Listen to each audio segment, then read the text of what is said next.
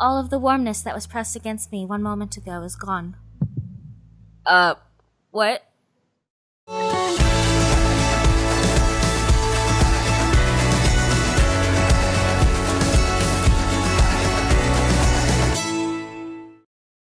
My heart? My heart. Chapter 8, The Lost Prince. My heart. She called us her heart. I mean, it's a term of endearment. Is it? Yeah. I was like, for a second I thought we were going into like Horcrux territory. God, I hope not. I hope not. That'd be bad. Keep your stance straight, princess. Jurian gives me the warning, but too late on purpose. I can see the smile on her face as she effortlessly slides past my defenses and taps me on the shoulder with her wooden sword. Ha! I got you. Again. For the last few days, I've been practicing with Jurian and Garland because Claude still hasn't come out of his room. The knights offered to train me, and right now they're teaching me about ways to hold a sword.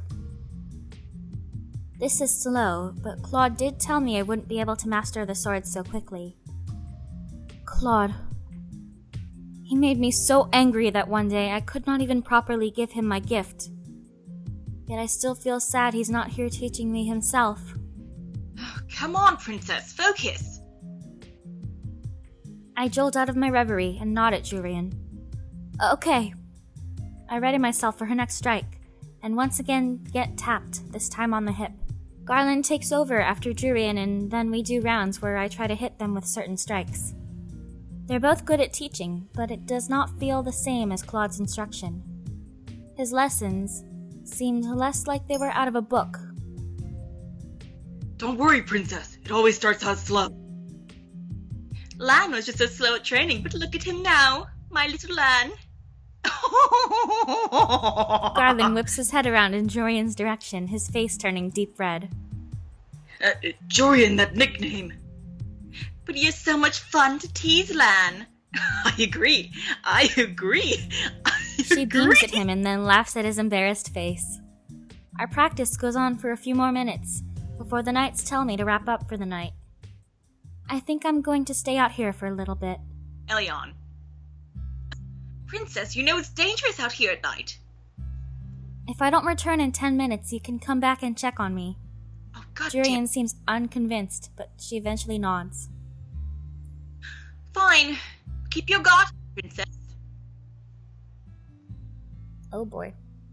Aw, I watched the two knights as they head back. I see Garland put his arm around Jurian's waist, pulling her closer. They getting some tonight. I turn away from the sight, ignoring the heavy feeling in my stomach. I'll just practice the swings for 5 more minutes. The only thing I hear in the clearing while I practice is my shallow breathing and the wind in my ears. Something breaks my concentration, however. I see a glimmer of color in the forest, and I instantly stop, my hands growing tense on the wooden sword. What was that? I glance around at my surroundings, and then I freeze when I feel a hand on my shoulder. I can feel someone's breath on my neck. This all feels familiar. Is this Claude? What if it's not Claude? I think we should turn around and point our sword. I think Claude would like that too, even if it was him, but I don't know if it's Claude, so, Even if it was him and he's approaching us while we're practicing, he would want us to react as if we were a stranger. Yeah. I'm gonna do that. I'm pretty sure I recognize Claude's hand, but because I know it's him, I also know what he'd want me to do. I duck away from his hand and turn quickly to point my sword. The tip of the wood is at his neck, and for a few stunned moments, I think I've won. Even Claude looks surprised. He's here! It's really him! Oh, thank God. But then Claude's hands have moved, and he has one hand over my wrist and the other on my sword. Good, Elion. You realized you had an opening. But you broke concentration. I will remember Where that. the fuck have you been, you shithead? Is he like Dr. Jekyll and Mr. Hyde or something? Claude. Like, does he have like his beauty side and his beast side, and like the beast side's been out and now he's like finally like back to himself, his usual self? I don't know. You stroll in here like this, like you ain't been a shithead the past few weeks or whatever days. I don't remember how long you've been in your own self-captivity. Claude removes his hands, allowing me to lower my sword. I'm sorry, Elion. I feel my breath catch in my throat when Claude holds out the rose pendant that I got for him. I feel my cheeks flush. You accidentally left this beautiful thing in my room when I came to return it. Claude. Return it? Claude. Claude. Yes, you left it in my room, and so I only thought it was appropriate to bring it back to you. Claude. Does he really think I left it there on accident? Why would I leave it in your room on accident? What? I bought it for you, and I wanted to give it to you, but you were acting so strangely, and... Claude's eyes widen, the surprise clear on his face. Elion, you bought this for me? Why does he look so shocked? Claude looks at me in awe for a few moments. His eyes go back down to the locket. He traces a finger around the intricate shape, his eyebrows slowly furrowing. It's to thank you for everything that you've done for me. Elion, this is beautiful, but you're more beautiful. He lets the chain fall through his fingers as he stares at the rose pendant with adoration. I feel my heartbeat stutter as he turns to regard me with the same gentle smile.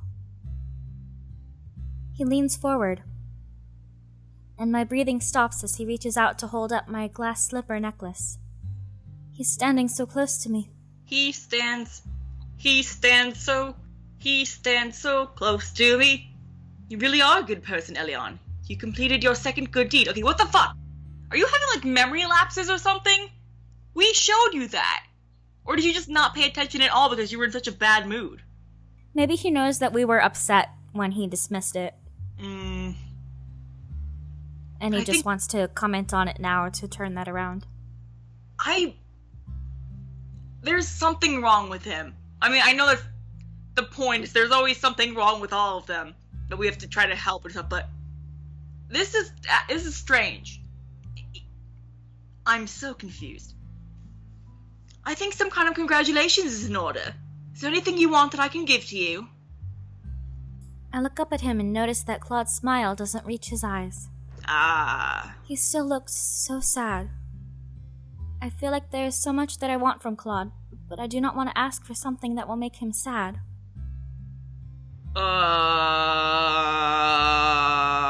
I feel like the I want you to smile is a little too close to the harassment thing. Oh, you're right. Oh. Because if we ask him to smile and he's still sad, he'll just give us a fake smile. Yeah, it's not gonna be anything. And besides, I want a hug! Hugs are nice. I want a hug. Huh? Claude looks at me in surprise. He thinks I'm being foolish for making such a request, doesn't he? I shouldn't have said anything. But before I can say anything else, Claude takes a step forward and wraps me in his arms. He pulls me toward him, and in those moments of silence, all I can hear is his heartbeat resounding in his chest. I can feel his warmth all around me, and his fingers clasped gently at my back. I feel so strange. All around me. My heart is racing and my knees feel weak. Claude, remember that. Something like this. He speaks right into my ear. Something like this. It's a surprisingly pleasant feeling. Suddenly, Claude makes a noise of distress as he steps away from me. All of the warmness that was pressed against me 1 moment ago is gone. What? What the fuck was that? Karma suddenly stops, eyes wide. He puts his hand on his chest and takes a step away from me, his fingers clutching at the fabric of his shirt.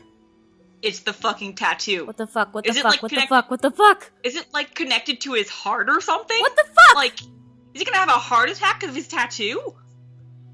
What if love kills him? Oh my god. What if love kills him?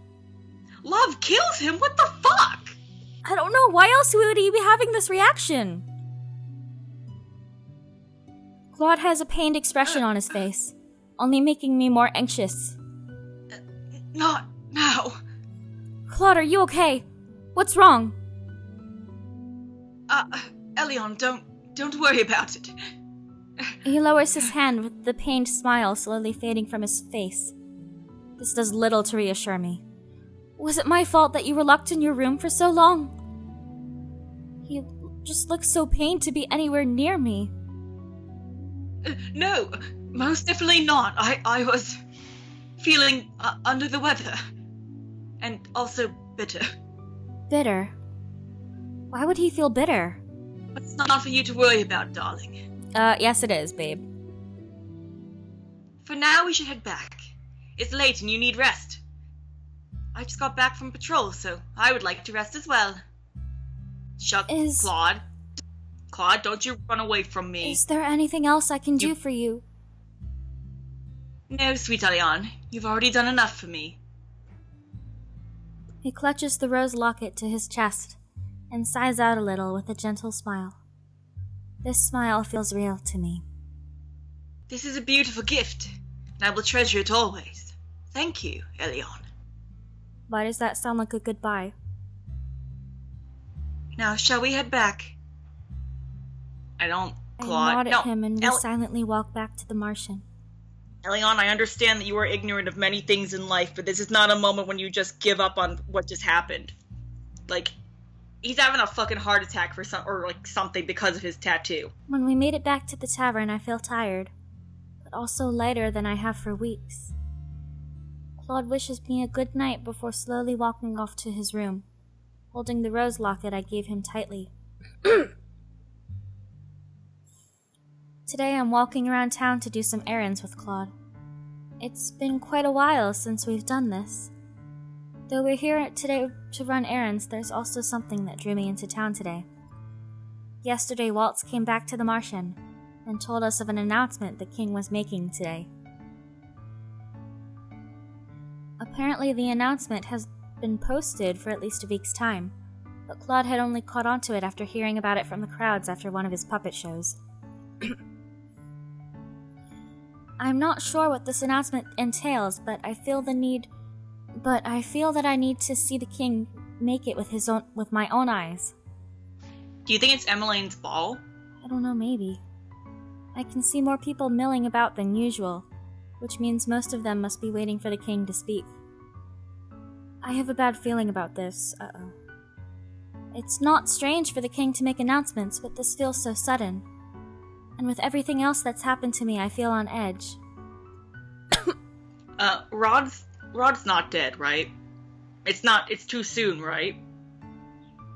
I hope not. Rod, you fucking live, you motherfucker. Well, Edion, you make these bags sound a lot lighter than they'd actually be. Stop complaining, Miss Karma. You get valuable experience out of carrying bags. Seeing Claude complain is amusing, especially since I know he can handle the load. I feel like a servant. What does that make me when you made me carry all those bags before? An assistant. You know, the devil wears Prada. I roll my eyes at him. We are both working at the Martian, you know. And then the thought strikes me. What do you even do at the Martian? That's what Dolores said. Claude looks surprised at my question, but then he quickly smiles at me. I train the knights, of course. I also attract customers with my beautiful reputation. I start laughing and Claude's face flushes. Darling, I get the feeling you're laughing at me. I wonder. We finish up the rest of our errands and then sit down in the town plaza to rest. Claude leaves briefly and then returns with a slice of cake for both of us to share as a snack.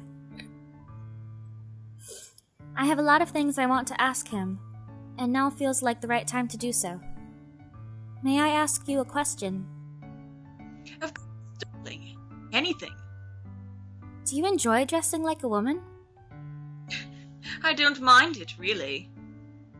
I appreciate the beauty in anything. You girls get to wear quite an assortment of lovely dresses and makeup. It's quite beautiful. I feel more comfortable in my own clothes, but I don't mind dresses. I guess if you had to wear a dress for so long, you'd get used to it. I have another question. What would that be? Is it about my lingerie? When I was in your room the other day, you spoke about a woman. Were you talking about the witch who cursed you? Oh no, the woman I was talking about. He suddenly goes silent and lowers his head. His expression fades into something more melancholy, and I feel my heart lurch. Maybe I shouldn't have brought this up. To my surprise, Claude continues talking. Shortly after I came to Angia, there was a woman that I met whose smile was as radiant as sunshine. And she was beautiful, and when she laughed, everything felt right about the world. Hearing him talk about her makes me uncomfortable. Am I jealous? Claude watches me quietly as if he's measuring my expression. Eventually he goes back to speaking. I knew her for many months. Time passed and I thought we were truly in love. And then He goes silent for a few moments, his eyes distant, his expression pained. Well, some things happened and I realized she only loved me because of my curse. She was drawn to me just as any other woman is. She seemed so genuine in comparison to the other women, but in the end... Claude trails off and lets out an exasperated sigh. You were truly in love with her. I was. I've dated many women, but I've never fallen in love with someone who has honestly loved me back. So then the last person he loved was that one woman.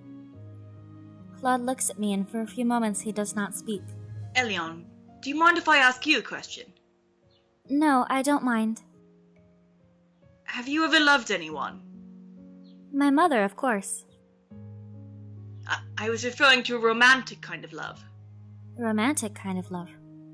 What does that kind of love feel like? Oh, Elion.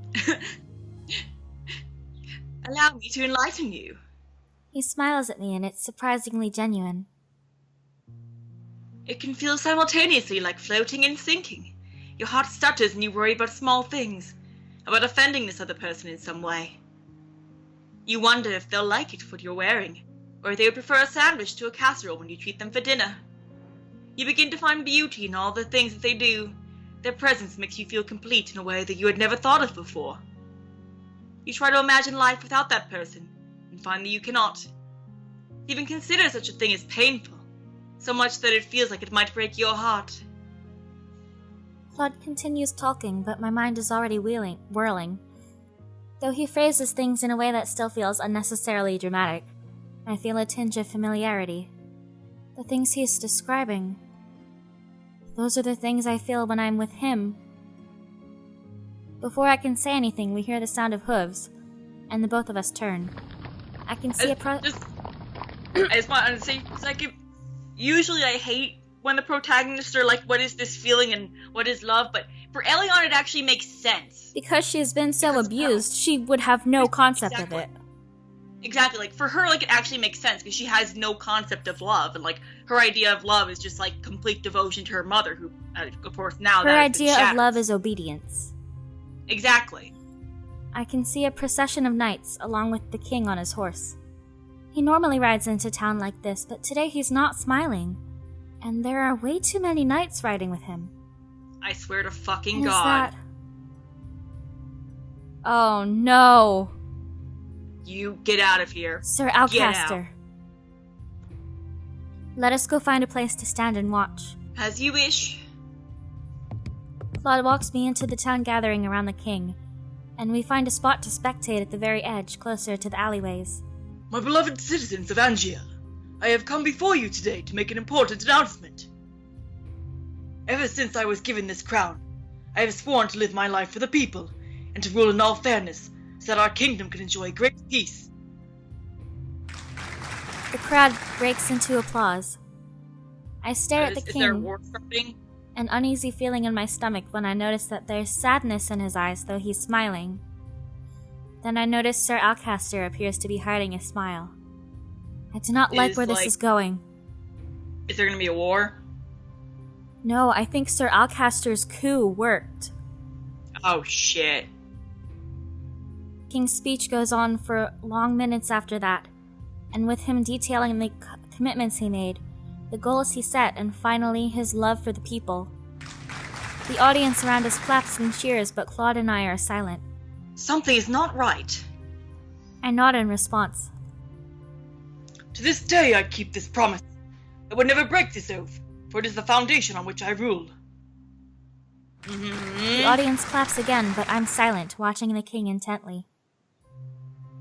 Unfortunately, the unwelcome news that I bring to you today gives me reason to hand this foundation over to someone else. I have fallen terminally ill. The king's proclamation is met with shocked and angry chattering from the audience. I cannot hear anything that's being said over the cacophony of voices, but I know the audience is dissenting. I stiffen as I stare at the king. He's lying. I can tell by the firm set of his jaw and the way his eyes flicker across the crowd faster than they ought to. The king has lied to me so many times that I can recognize when he does it. Well, that hurts. Yeah. I know that this unfortunate news might come as a shock. That this is an illness for which there is no current cure. It's called... There was a coup, and Rod and Emmeline are in trouble, and we need to fucking save them. Cough, cough. As for the question of my successor... He trails off for a few moments, and I think I see something in his eyes that hints at urgency. But I'm not sure why. Crown Princess Emmeline is unmarried, and still too young to rule on her own. I feel a pang of irritation and confusion. Another lie. Emmeline could rule just fine with the help of Sir Mithras and the others. Oh, you fucking... After much thought, I have come to the conclusion that our kingdom, which still continues to face danger from the witches, is best put in the capable hands of the commander of the Order of Caldera, Sir Alcaster. What? I cannot hide my shock. The rest of the audience reacts similarly, their sudden outburst a testament to their confusion. This is a load of barnacles! Well, I will be providing support and assistance from the sidelines. I cannot, in all good grace, continue to wear this crown, when I know I cannot serve the bad people as they deserve. Simply put, I believe that the witches have gained more power in recent months, and that Sir Alcaster is best suited to deal with these conflicts. The fairy tale curse runs more rampant these days, and there have been more reports of incidents involving magic. The murmuring continues, except now the townsfolk sound panicked. This cannot be true. I do not miss the reluctance in the king's next words. Alcaster has also suggested a number of remedies to our laws, especially concerning our security and work hours. I believe that Sir Alcaster can better rule this country in these turbulent times. Please, show him all the love and loyalty you have shown me. Fuck that. Hell no. That bastard. Claude has a foul expression on his face, and his words feel heavy, even in a low whisper. I know the king. He takes every duty upon himself, and he would never hand his crown to someone else. Oh, we gotta save Rod. Once Sir Alcaster comes to stand on the podium, he silences them with a glare. Citizens of Angiel, I swear to you that I will serve you as well as Gennaro has. I don't think this is his voice, but I don't care, I don't remember. That being said, I also believe some changes will need to be made. Sir Alcaster continues to speak.